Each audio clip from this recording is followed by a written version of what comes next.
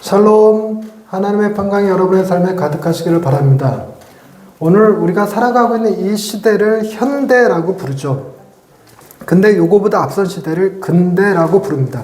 근대 시대와 현대 시대는 굉장히 많은 차이점들이 있었어요. 일단 여성의 참정권 자체가 어려웠었고 노예제도가 그대로 존재하고 있었습니다.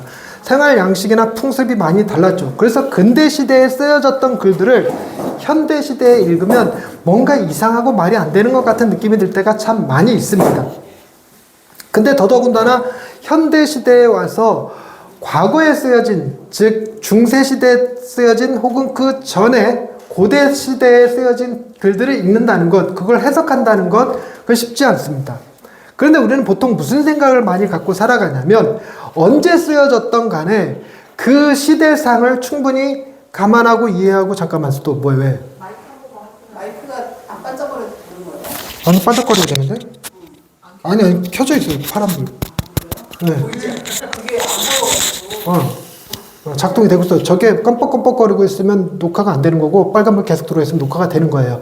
자, 이제 영상을 들으시는 분들은 이거 감안하고 들으세요. 우리 아내가 사모님께서 영상 녹화 안 될까 봐 걱정해서 한 말이에요. 그러니까 예전 시대의 글들을 보면 그 시대에 우리가 불이하다고 느끼는 것들이 있어요. 뭐 아이들을 학대한다든가 노예를 막 다룬다든가 여성에게 뭐 함부로 한다든가 하는 것들이 있습니다. 특히나 우리나라도 조선시대 때 아니 여자들이 왜 이런 추모를 당했어야 돼? 왜 여자들은 관직을 받을 수가 없었어? 왜 과거 시험을 볼 수가 없었어? 이러고 분노하기보다 그냥 그러려니 하고 읽어요. 그러려니. 그런데 유독 우리가 분노하는 책들이 있습니다. 즉 경전이라고 불려지는 책들이에요. 경전이라고 불려지는 책들이 그때 그 시대상을 담고 있는데도 불구하고 우리는 그 시대에 왜 그렇게 쓰여졌냐?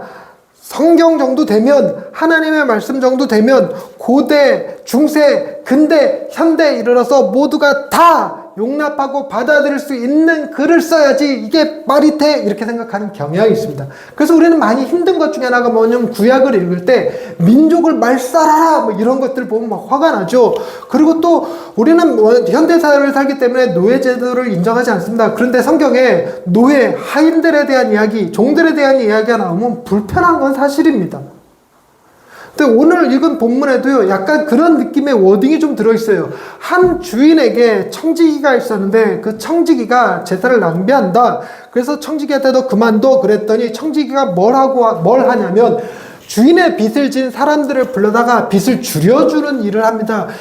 이것은요, 공문서 위조에 해당되죠. 그 청지기는, 감옥에 들어가야 된다고 생각하는 게 현대의 생각입니다. 그때 당시엔 그렇지 않았다는 거예요. 그걸 두고 우리가 이해하기 어려운 점이 이런 겁니다. 주인이 그 청지기한테 일을 지혜롭게 했다는 거예요. 8절 말씀에 일을 지혜롭게 하였으므로 칭찬하였다 이러고 얘기하고 예수님은 이걸 평가하기를 이 세대의 아들들이 자기 시대에 있어서는 빛의 아들들보다 더 지혜롭다라고 얘기하셨다는 겁니다. 여러분, 우리가 청지기의 일을 맡아서 하는데 주인의 재산을 이런 식으로 쓰면 칭찬받을 일입니까, 이게?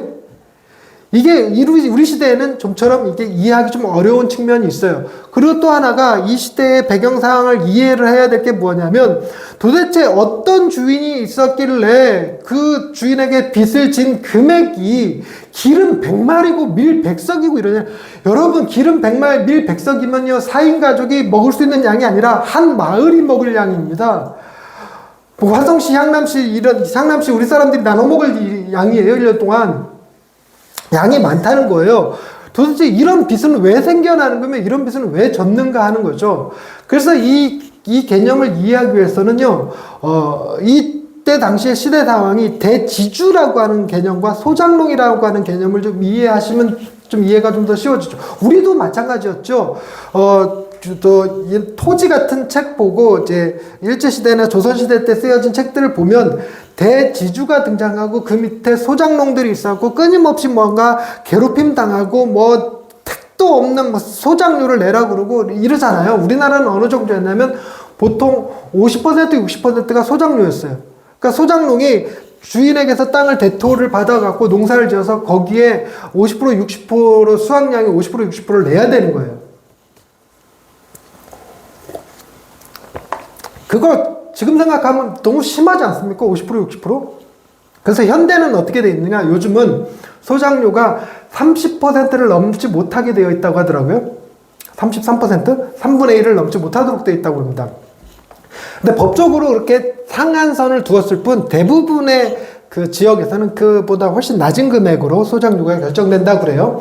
그리고 수확량의 3분의 1이 아니라 요즘은 그냥 그 대토 계약서라는 걸 써갖고 월세처럼 얼마 내는 방식으로 1년에 얼마 돈 내는 방식으로 한다고 합니다. 그래서 수확이 많이 됐건 적게 됐건 일정 금액을 내야 되는 그런 것으로 바뀌었다고 그래요.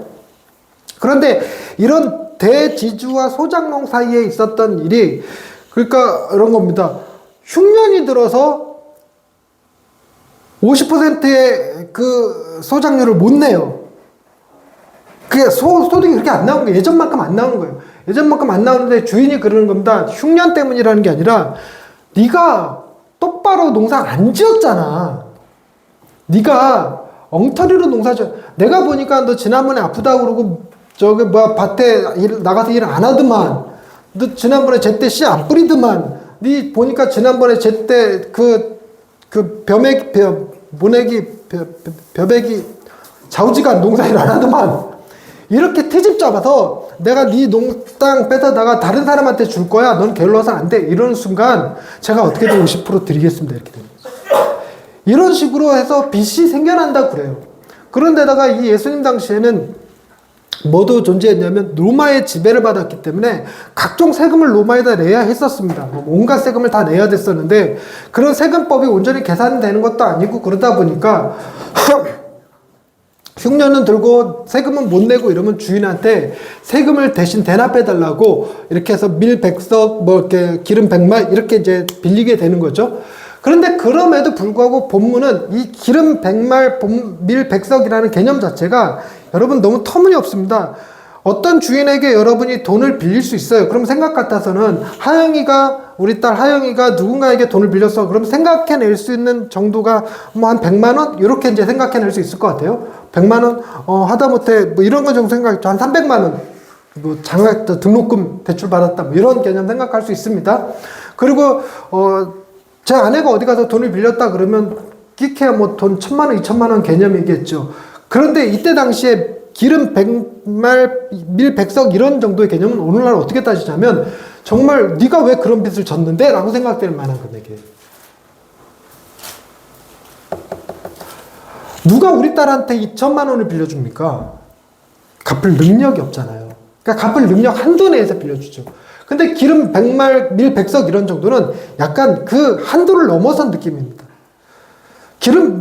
아무리 세금이 밀렸고 뭐 소장농이 부족하다고 해도 그거를 내년에 갚아 이렇게 해서 유예해 주지 자기 창고를 열어서 기름 100말 뭐 이렇게 밀 100석 이렇게 대출을 해주는 건 아니란 말이에요.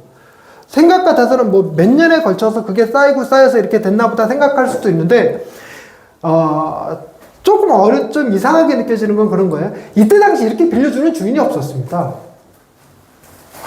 차라리 땅을 딴 사람한테 넘겨주면 넘겨주지 계속 빌려서 갚아야 되는 게 기름 100말 100석 뭐 밀 100석 이렇게 되는 경우 없다는 거죠.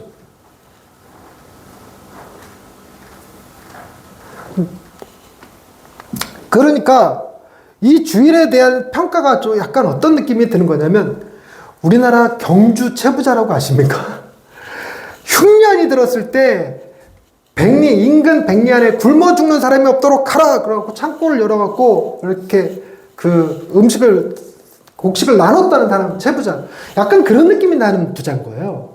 그러니까 이 부자의 성품은 사람들한테 땅을 빌려주고 소장료를 뭐 과하게 받는 이런 사람도 아니고 그리고 그들의 어려움을 돌봐주는 사람인 거예요. 그래서 자기 소장용을 함부로 막 바꾸는 사람도 아니고 그 자기 땅을 소작하는 사람들을 거의 가족같이 여겨서 기름이 100마리 됐건 뭐 밀이 100석이 됐건 뭐 그거 상관없이 필요하면 대출해주고 빌려주고 하는 일. 그래서 뭐 상상도 하기 어려울 만큼 큰 빚을 진 사람들이 이 부잣집 아래서 살아가고 있는 사람이었다는 거죠.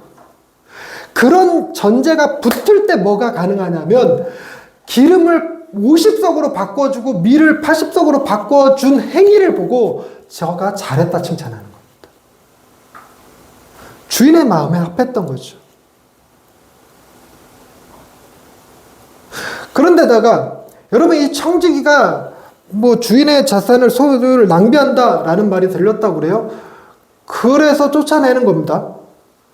그래서 쫓아내는데 여러분 도대체 뭘 해서 소유를 낭비했을까?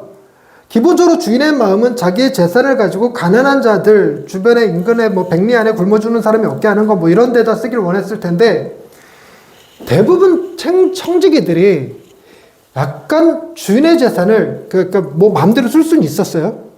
그런 권한이 있었다고 합니다. 우리가 구약의 요셉만 봐도 보디발의 집에 그 청지기가 돼서 모든 정권을 부여받은 것처럼 그런 권한을 이제 청지기들이 받는데 그들이 받은 재산을 가지고 주로 뭐 하는 데 썼냐면 상류층 사회에 올라가는 사다리 만드는 데 썼어요. 상류층 사회에 뭐 뇌물을 바친다든가 그들을 불러서 파티를 한다든가 뭐 그들에게 헌금을 많이 준다든가 뭐 이런 형태의 일을 청지기들이 했죠. 주인이 그걸 낭비했다고 본 것 아닐까. 왜냐하면 주인의 마음은 상류사회 사람들과 교제하는 데 있는 것이 아니라 자기 땅에 살아가는 사람들에게 위로와 평안과 그 안정감을 주는 것이 목적이었는데 그렇게 쓰여져야 될 돈을 왜 네 출세하는데 네가 높은 데 올라가는 데 쓰느냐 이렇게 생각했을 것 같다는 겁니다. 이게 어디까지나 추정이에요. 그러니까 정확하게 어떻게 낭비했는지는 모릅니다. 다만 그래서 이런 설정 하에 두고 보면 이런 표현들이 이해가 되어지는 9절 말씀에 내가 너에게 말하노니 예수님께서 비유를 들어서 말씀하신 다음에 이 비유에 대해서 이제 설명하면서 하시는 말씀이에요. 불의의 재물로 친구를 사귀라. 불의의 재물로 친구를 사귀라. 그래서 재물이 불의한 재물도 있고 선한 재물도 있고 이렇게 생각하기가 쉬운데 이제 대부분 성경에서 재물을 얘기할 땐 되게 불의하다고 표현합니다. 그래서 일만하게 뿔이 이렇게까지도 얘기해요. 그러니까 이제 선의의 재물이 있는 게 아니라 돈 그 자체를 표현하는 말로 보여요. 돈 그 자체로 친구를 사귀라. 그때 이 친구를 사귀라는 얘기는 높은 사람들과 유대관계를 맺으라가 아니라 가난한 사람들에게 친구가 되어주라는 얘기예요. 그랬을 때 그 재물이 없어질 때는 얘기는 뭐 가난해지거나 망했거나 이런 뜻도 되겠지만 되게 종말의 때를 의미합니다. 그때 그들이 너희를 영주할 처소로 영원히 거주할 처소로 영접하리라. 영원히 거주할 처소는 여러분 이 땅에 있습니까 없습니까? 없어요. 영원히 거주할 처소는 어디에 있어요? 하늘나라에 있습니다. 그래서 그 도움을 받았던 사람들이 이 사람이 하늘나라에 올 때 이렇게 맞아주고 영접해주고 이렇게 할 거라는 거예요. 그러니까 불의한 재물로 어려운 사람들을 돕는 일을 써라. 그러고 나서 이어지는 말이 10절 말씀입니다. 지극히 작은 것에 충성된 자는 큰 것에도 충성되고 작은 것, 큰 것 얘기할 때 무엇이 작고 무엇이 크냐라는 개념과 또 나아가서 11절에 너희가 만일 불의한 재물로도 충성하지 아니하면 누가 참된 것으로 너희에게 맡기겠느냐. 불의한 재물, 참된 것, 이 개념들 하나 더 나옵니다. 12절에 너희가 만일 남의 것에 충성하지 아니하면 누가 너희의 것을 너희에게 주겠냐. 남의 것, 너희의 것 이런 구분이 나옵니다. 그래서 이걸 두고 이제 해석의 난제다 이렇게 표현하기도 하는데 제가 지금 여태까지 말씀드렸던 내용이 여러분의 지금 배경 지식으로 들어있으면 이 구분이 조금 되는 게 뭐냐면 일단 불의의 10절에 지극히 작은 것, 큰 것 얘기할 때 지극히 작은 것은요. 지극히 작은 것은 이 땅에서 우리가 살아가면서 맡게 되는 소명과 사명 같은 얘기예요.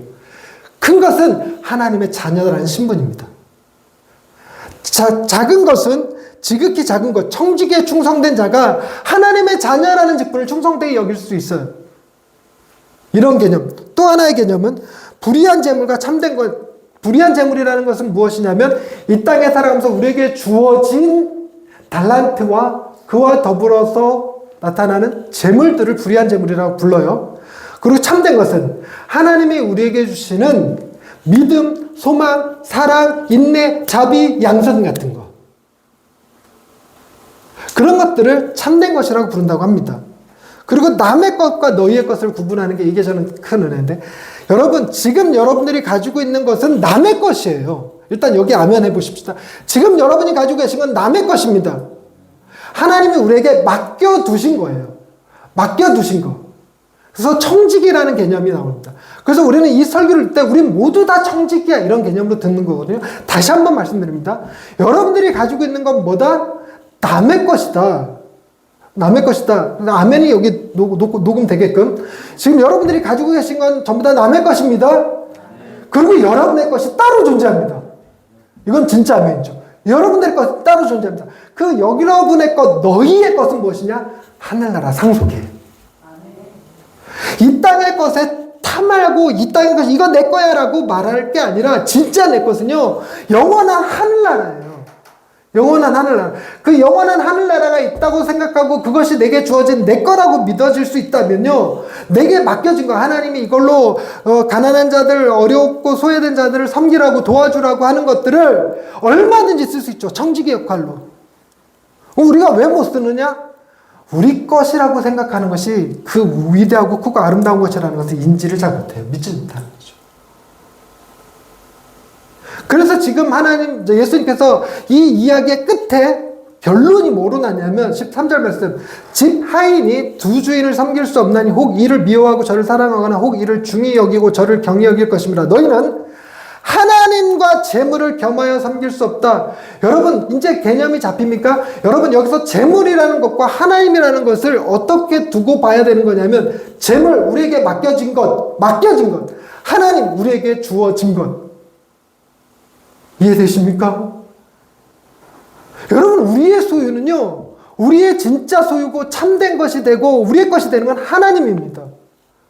이게 놀라운 개념이라는 거예요. 하나님이 우리에게 당신의 아들을 주셨다라는 개념은 단순히 당신을 주시는 게 아니라 아들을 주었다. 그리고 여러분에게 구원을 주었다. 사랑을 주었다. 복을 주었다. 건강과 재물과 여러 가지를 주었다 하는데, 우리는 그것들에 관심 있는 게 아니라 하나님은 뭘 주기를 원하지 않냐면 자기 자신을 우리에게 주고 싶으신 거예요.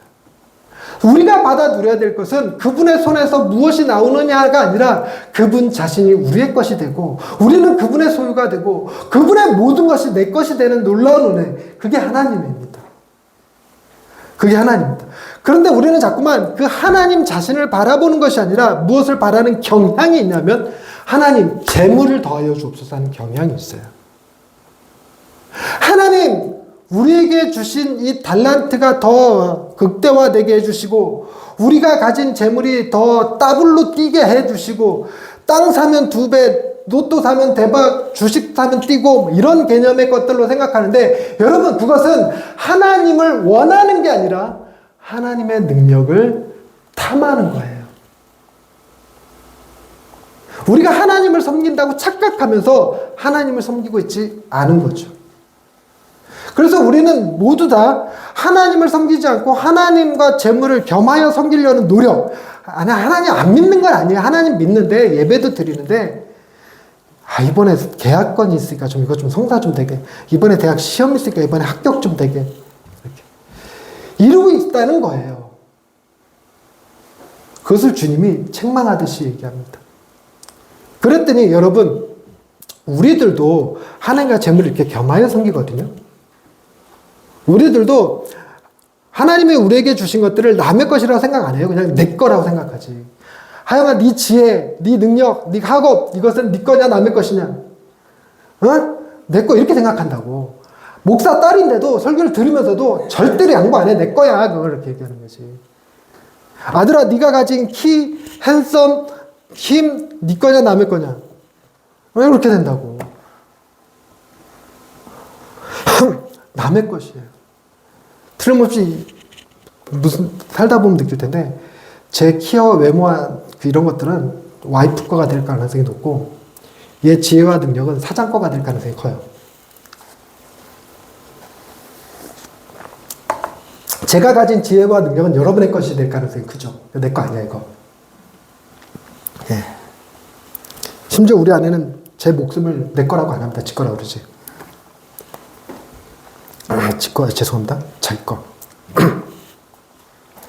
그런데 본문을 좀 더 이해를 갖추기 위해서 14절 말씀을 참고로 한번 보십시다. 이 이야기를 들은 바리새인들의 반응이 등장해요. 바리새인들의 반응. 바리새인들은 돈을 좋아하는 자들이라 이 모든 것을 듣고 비웃는다, 이렇게 얘기합니다. 그래서 이것도 배경을 이해할 필요가 있는데, 바리새인들이 하나님보다 돈을 더 사랑했다, 뭐 이런 개념이라고 보다, 그건 좀 약간 이제 그럴 수도 있는데 약간 오버하는 느낌인 거고, 여러분, 하나님의 복을 받는 사람이라면, 하나님의 율법을 잘 지키는 사람들이라면, 하나님의 뜻을 따르는 사람들이라면 가난해질까요? 부유해질까요? 구약에 나오는 율법들은 그 율법을 다 지키면 그 사람은 가난해진다고 써져 있을까요? 부유해진다고 써져 있을까요? 여러분들이 하나님의 말씀을 잘 지키면 여러분들이 기대하는 바는 가난해지는 겁니까? 부유해지는 것입니까? 그게 이때 바리새인들에게는 그게 아주 극단적으로 존재했죠. 그래서 가난하다 100% 너는 하나님의 뜻대로 살지 않은 거야. 너는 하나님 앞에 저주받은 자 이랬고요. 부유하다? 그럼 얼마나 하나님의 율법을 철저하게 잘 지키셨으면, 하나님의 법을 얼마나 잘 따르셨으면 하나님께서 이토록 많은 복을 주셨습니까? 이렇게 평가했단 말이에요.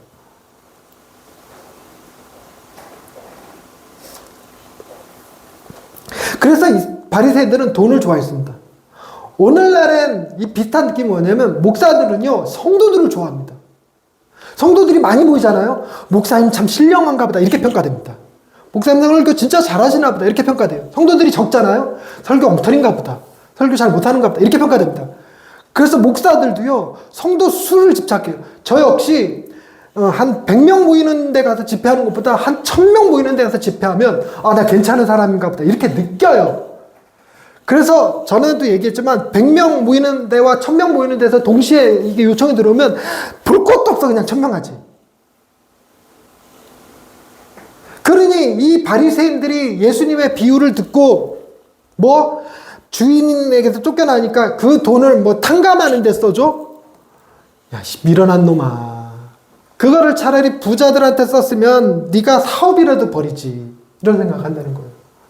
그런데다가 여러분, 지금은 문맹률이 우리나라는 거의 제로에 가깝습니다. 혹시 여러분들 중에 글씨 못 읽는 분 없잖아요. 그죠? 무리도 없어요. 근데 우리나라 말고 다른 나라는 문맹률이 꽤나 높아요. 미국만 해도 문맹률이 꽤나 높다고 그러더라고요. 30% 넘는. 영어를 못 읽는데. 물론 거기는 유치원 애들도 영어를 하긴 하더라고요. 근데 예수님 당시에는 더더군다나 글을 읽고 쓴다? 문서를 쓰고 장부를 만든다? 이거요 특권층입니다. 그래서 진짜 가문 좋고 괜찮은 사람들은 직업이 뭐로 가냐면 바리새인 쪽으로 가요. 서기관, 종교지도자 이렇게. 그거 안 되는 사람들은 어디로 갈까? 그런 사람들이 청지기로 가요. 다른 부자의 문서 관리해주고 글 써주고 장부 정리해주고 이러는 일에 들어가요. 그러니까 그 사람들은, 청지기가 된 사람들은 약간의 뭐가 있냐면 약간의 열등감 이런 것들이 있을 수 있어요. 그래서 항상 뭘 바라보냐면, 내가 이거 그만둘 때는 어디로 올라갈 거라고 생각하냐면 서기관, 바리새인, 종교지도자급으로 들어가길 원해요. 이해하실 수 있죠, 얼마든지. 자기도 글 쓸 줄 알고 교육도 다 받았는데 뭔가 집안 사정이 안 좋았던가, 가문이 안 좋았던가, 뭔가 운이 안 좋았던가, 그래서 그들 그룹에 끼지 못한 채 그저 가난한 사람들의 장부 정리해 주는 거, 그러면서 부자들의 돈 관리해 주는 거, 그런 일을 하는 게 청지기란 말이에요. 그러니 그 사람들이 할 수만 있으면 뭘 했겠냐면, 그러면 바리새인들과 서기관들과 끊임없이 친교하면서 인맥 쌓는 일을 했을 거고, 바리새인들도 역시나 돈이 어디로부터 나오냐면 부자로부터 나오는 게 아니라 부자가 신뢰하고 맡긴 그 사람 청지기로부터 나와요. 그러니까 청지기들한테 잘해줘요. 그래서 유대관계가 있습니다. 유대관계가. 그리고 그들은 그런 유착관계에서 쓸만한 돈들을 다 어디서 얻냐면 이 가난한 사람들, 소작농들을 쥐어짜서 하는 거예요. 쥐어짜서. 그랬으니 이 바리새인들 눈에 이 청지기의 행동은 미련해 보였던 겁니다. 그래서 비웃었던 거예요. 그래서 본문의 이야기는 대충 이렇게 이해를 해놓고 제가 보는 포커스를 마지막으로 전하고 설교를 마치려고 합니다. 여러분, 청지기가 위를 향할 때, 사회의 위를 향할 때 제사를 탕진한다 소리 들었어요. 근데 그의 시선이 밑으로 향할 때, 아래로 향할 때 그가 칭찬받았습니다. 근데 우리는 늘 언제나 우리도 역시 아래를 향하지 않고 늘 위를 향합니다. 좀 더 큰 집, 더 좋은 사람들, 더 나은 동네, 더 나은 그룹 이런 거 생각하죠. 그런데 그 위의 것을 버리고 밑으로 내려오신 분이 계십니다. 우리는 못하고 빛의 아들도 못하고 바리새인들도 못했는데 그 일을 행하신 분이 계시죠. 누구실까요? 예수님이십니다. 아주 극단적으로 하늘에서 이 땅으로 하나님 보좌 우편에서 말구육간에 하늘의 영광스러운 천사들과 함께 있는 자리에서 가난하고 병들고 소외받고 세리와 죄인들과 함께 있는 이 자리에 아래로 내려오신 분이시죠. 그래서 저와 여러분들이 그 주님을 만났고 그 주님으로 인해서 우리에게는 참된 것, 우리의 것이 주어진 자로 하나님을 소유한 자로 살아갈 수 있게 해주셨다는 것입니다. 뿐만 아니라 청지기는 위를 향하다가 아래를 향해서 했던 지혜 있는 일이 뭐냐면 기름 100말을 50말로 밀 100석을 80석으로 줄여주는 일을 했어요. 줄여주는 일. 그런데 이 청지기가 못하는 게 있습니다. 뭘 못하냐면 아예 탕감해 주는 건 못해요. 그럴 권한은 없어요. 근데 일정량 이렇게 줄여주는 건 청지기 재량으로 가능하다고 그래요. 그게 청지기, 당시의 청지기 역할이라고 합니다. 그래서 문서 위존에 뭐 이렇게, 그런 개념이 아니라고 그래요. 그런데 탕감은 못 해줍니다. 근데 여러분, 우리가 가만히 생각해 보십시다. 기름 100마리 있던 50마리 있던 달라지는 게 있을 것 같으세요? 없습니다. 어차피 갚아야 될 게 계속 있는 거예요. 밀 100석에서 80석으로 줄여줘 봐야 우리 삶이 달라지진 않아요. 계속 빚 갚아야 돼요. 아마 그거 한 2, 3년 안에 도로 100석 되고 2, 3년 안에 도로 100말 되고 이렇게 될 겁니다. 그래서 우리에게 중요한 건 뭐가 있어야 되냐면 빚을 줄여주는 자가 아니라 아예 탕감시켜주는 자예요. 아예 그 빚 증서를 찢어버릴 수 있는 분이 와야 돼요. 찢어버릴 정도가 아니라 다시는 빚지고 살지 않도록 우리에게 더 큰 것을 주실 수 있는 분이어야 한다는 겁니다. 그러니 우리가 본문 말씀에서 청지기는 그걸 못하지만 만약에 누구는 할 수 있냐면 주인의 아들이라면 할 수 있다는 거예요. 주인의 아들이라면 그 빚진 자들 다 불러 모아서 증서 다 갖고 오라고 그래서 다 보는 앞에서 찢어버릴 수 있다는 겁니다. 단순히 찢어버리기만 할까요? 그들이 가지고 있는 대토 소유권을, 소작권을, 대토 소유권을 니들의 명의로 바꿔주는 거예요. 땅을 증여해 줄 수 있습니다. 마음이 온유한 자는 복이 있나니 저희가 땅을 기업으로 얻을 것이요 라는 말처럼 기업으로 땅을 부여받게 될 거라는 거죠. 그보다 더 놀라운 건 뭘까요? 그보다 더 놀라운 건 상상하기가 어려운데 그 아들이 빚진 자 불러보더니 내 아버지의 자녀로 호적을 넣어주는 겁니다. 그래서 그들이 땅을 일정 자기가 소작농으로 치고 있던 그 땅을 부여받는 정도가 아니라 그 아버지의 상속자들이 되는 거예요. 상속자들이 되는 거.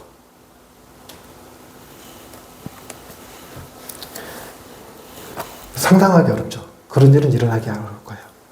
그런 일은 뭐 꿈만 같은 얘기, 소설 속에서나 있을 법한 얘기, 소설에 써 있어도 너무 과장이 심하다